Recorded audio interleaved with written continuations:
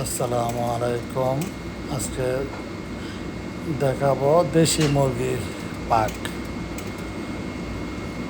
এই হলুদ মশলা, জিরা পাখি, আদা পাখি, রসুন পাখি সব দিয়ে দিলাম।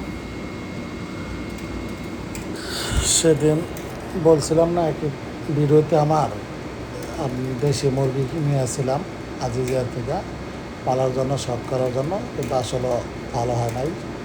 তার জন্য ডেলি দুটো একটা জব করে খেলাইতেছি। তো এখন ভালো করে কষাইতেছি, কারণ দেশি মুরগি বলে কথা। মোটামুটি কষানো শেষ। এখন মাংস দিয়ে দেব। দেখেন কত সুন্দর হয়েছে। অবশ্যই খাওয়ার টাইমে আপনাদের বলবো, যদি কোনো ভাই আশেপাশে থাকেন আসবেন ইনশাআল্লাহ।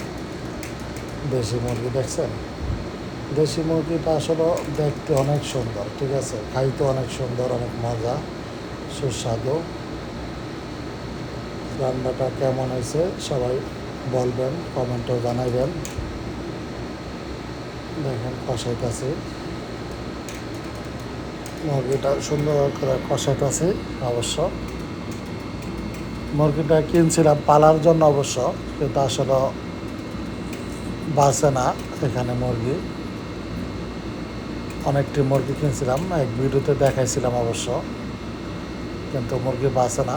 পরে দেখি না, পরে দেখি ডেলি দুইটা একটা জব করে খেয়াল আসতেছে। ইনশাল্লাহ মোটামুটি কাছে গেছে, কষাই না, খুব সুন্দর করে কষাইতেছি অবশ্য। কিন্তু আসলে খাইলে বুঝতে পারবেন কীরকম হয়েছে। আমার পাক নাকি, আমার পাক সবাই আবার ভালো বলে, প্রশংসাও করে। তো নিজেরটা নিজেই বলতেছি। তো দেখেন পানি দিছি, ইনশাল্লাহ কষানো শেষ। এখন খাওয়ার পালা, তার কিছুক্ষণ রাখবো, তারপরে আপনাদের সামনে আনবো, ইনশাল্লাহ পরিবেশনা করব।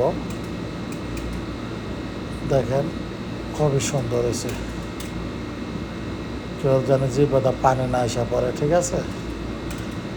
আলু দিয়ে দিলাম, দুইটা আলু কাইটটা দিয়ে দিলাম, কারণ মুন্সিগঞ্জের পোলা তো, আলু 80 টাকা তোলা।